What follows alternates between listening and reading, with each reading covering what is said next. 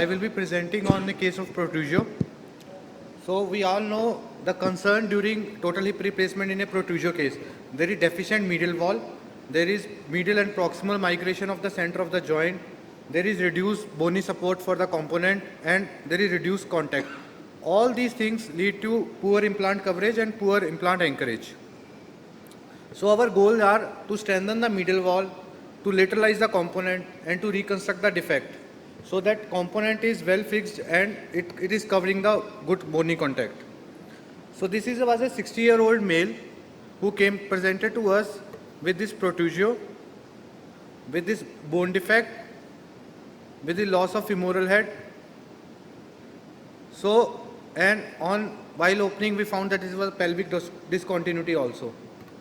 So we had Protrusio, defect, and pelvic wall discontinuity. So it required a major reconstruction. So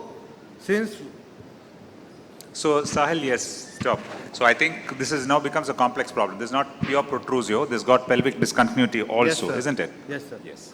Okay. So you're you're presenting a case with two problems. Go ahead. Yes, sir. So basically, for Protrusio, we are usually taught with we can use the femoral head autograft, so to lateralize the femoral head.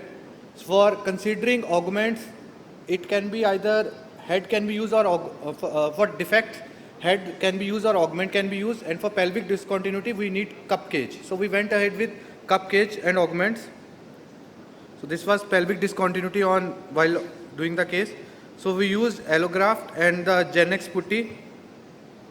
In our sandwich technique of alternate placing bone graft, then Gen-X and bone graft, we use cup cage, TMRS cage, and TMRS cup and Bert Schneider cage, along with cemented dual mobility. So this we did. So we lateralized the component, use cage for pelvic discontinuity. This is 2 years follow-up. Okay. So then we have published this also regarding how to conceal the acetabular defect and for Protrusio. So we have found that in isolated cavitatory defect, only press fit cup will help, whereas cavitatory defect with segmental defect, you will require some form of augments in Protrusio, and if there is incompetent medial wall, you may require a cup cage construct. So Protrusio is a difficult problem. You should evaluate carefully.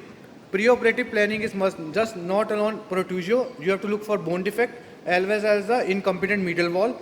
So you should be knowing which method of reconstruction you are going ahead.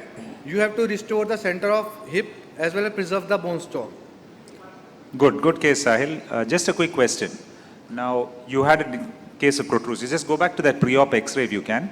We have time, so we can. So, how many of you would ask on the panel for a CT scan at this stage? Because, yes, almost every. Did you do a CT scan? Because yes, sir. you did. Scan, yes. So, was the pelvic discontinuity detected on the CT scan, or did you only find it intraoperatively? So we found it intraoperatively. So I think, that means you had your TMAs and everything ready to yes, go for a pelvic discontinuity? Yes, sir. Because you were only prepared for a Protrusio, right? Yes, sir. But then your discontinuity was discovered on table, you said? On table. So you had your TMAs and yes, your cup sir. cage ready in your shelf? Yes, sir. Okay, that's great. That's good. So yes, Professor. I want to ask a question. So I think we need to discuss what are the modalities available with us. Yes. And which one to use in this case? Correct. That's my next question. So first is pre-op. So I think all of you agree that we need a CT. Correct? Definitely. So a CT would tell us more better. How many of you would get a 3D model printed for this? If at all? No, but a 3D CT reconstruction would be good enough. Okay. So next, yes, Professor Anil, what would you think you would go about handling the pelvic discontinuity first? Always cup cage for you or anything different? Yeah, so he being a 60-year-old male, I'll stabilize the posterior column. Yes. And because you'd put a plate. Cages are known to break or not last long, 5 years or 10 years at the most, and use a highly porous cup. Okay.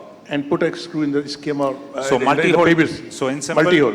Plate the posterior wall, multi-hole cup, screws in all directions. Yes. And that you can. So you don't need to. That's a valid point. You don't need to always get the pelvic discontinuity with a cup cage.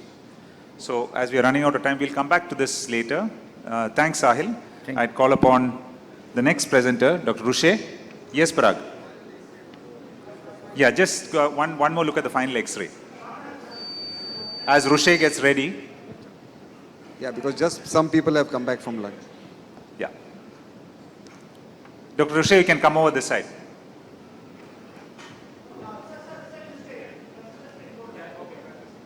Moderators to stay on this side. Yeah. So, yes, Parag, we got the final X-ray up. Yeah. So I think there are a few critical points that I am on the femoral side as well. Yes, Parag.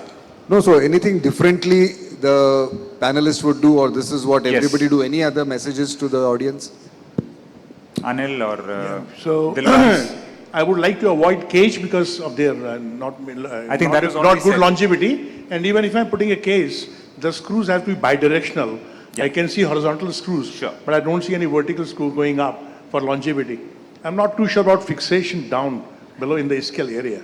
Yes, that's another thing. You'd like to get maximum screws, at least these are situations where you'd like to get a root screw as well, probably. If you're doing a multi-hole cup, there's probably good room for a root screw where you have into the pubic root, so you get at least 2 sector fixation, number one.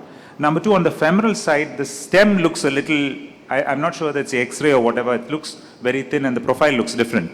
What was the stem used on the femoral side? This is a meta stem, the size was- Meta stem. Okay, good. It's a short stem. Okay. Yes,